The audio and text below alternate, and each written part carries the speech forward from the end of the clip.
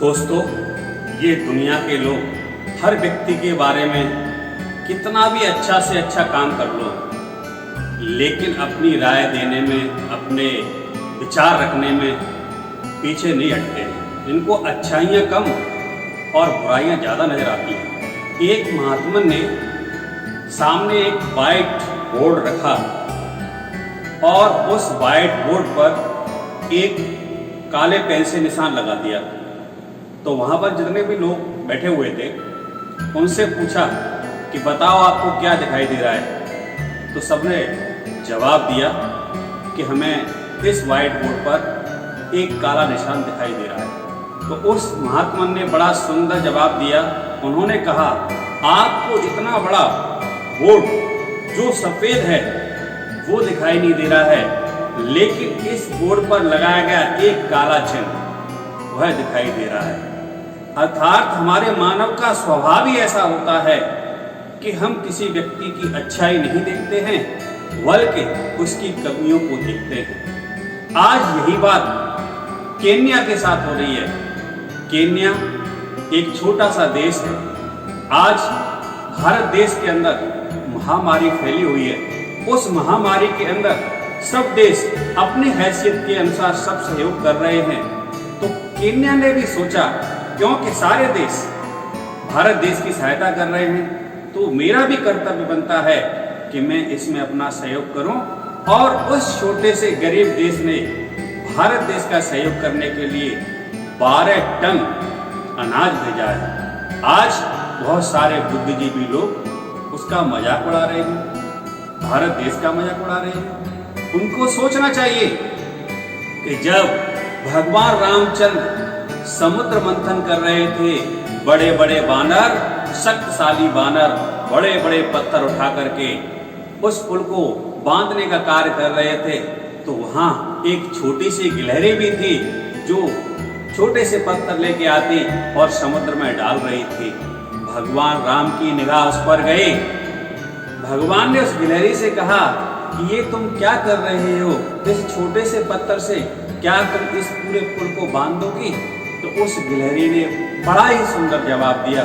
उसने कहा, भगवान, जब इस पुल बांधने का इतिहास लिखा जाएगा तो उसमें बानरों के साथ साथ मेरा भी नाम लिखा जाएगा। इस सोच के साथ मैं ये पत्थर डाल रही हूँ। तो दोस्तों, वही काम आज केन्या ने किया है।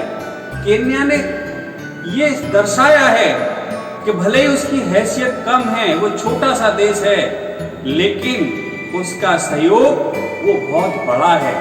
दोस्तों, आदमी किसी व्यक्ति के पास जाता है, भाव में, अभाव में या प्रभाव में जाता है, तो देने वाले का भाव देखना चाहिए।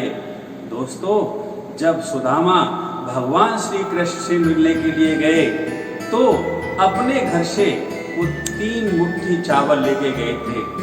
जब भगवान के पास पहुंचे, उनकी झोली फटी हुई थी, तो मात्र भगवान को उसमें 3 चावल मिले, मात्र 3 चावल। लेकिन भगवान के पास गए थे, भगवान ने सुदामा की भावना को समझा।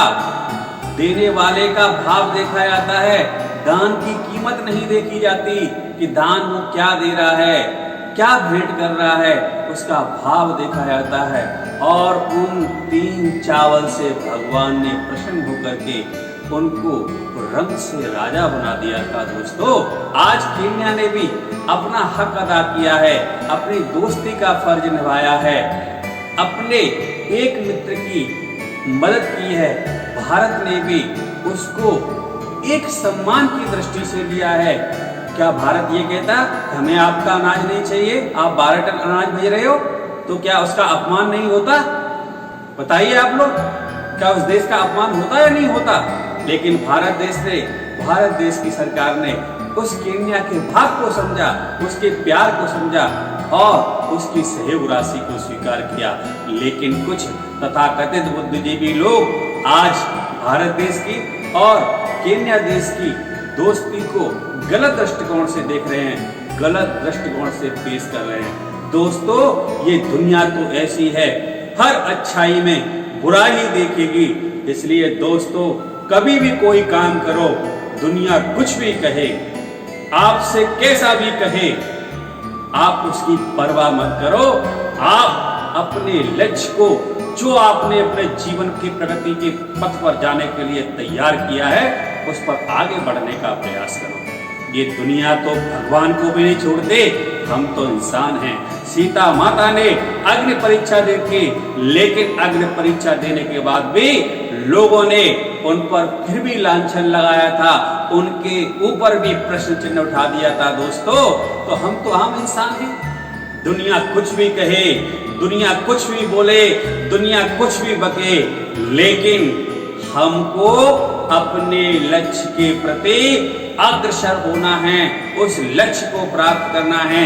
जब हम उस लक्ष्य को प्राप्त कर लेते हैं, तो यही वो दुनिया के लोग हैं, हमारी तारीफ करते हैं, हमारी शाबाशी देते हैं, कहते हैं इन्होंने तो बहुत अच्छा काम किया। हमको तो पहले ही मालूम था कि ये व्यक्ति एक दिन अपने काम में जरूर सफल होगा। और साथ ही दोस्तों, कोई व्यक्ति कितना बड़ा है या कितना छोटा है, इस बात पर कभी ध्यान मत देना।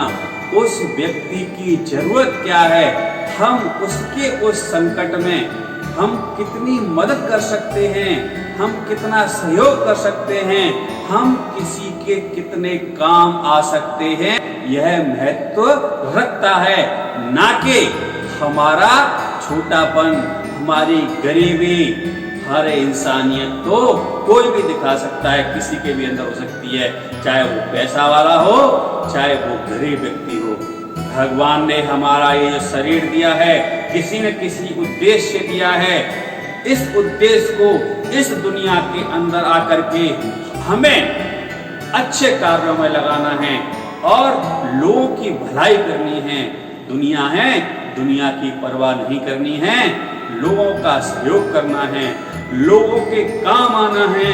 ये मानव जो शरीर भगवान ने दिया है, ये परमार्थ के कार्य दिया है। और जो लोग परमार्थ के अंदर इसको अपना लेते हैं, इसका प्रयोग कर लेते हैं, वह इस संसार के अंदर एक अपनी अमित छवि छोड़ करके जाते हैं। दोस्तों, आपको हमारा यह वीडियो कैसा लगा, कमेंट्स बॉक्स में अवश्य हमें अपनी राय दें और हमारे चैनल को सब्सक्राइब करना ना भूलें। जय हिंद।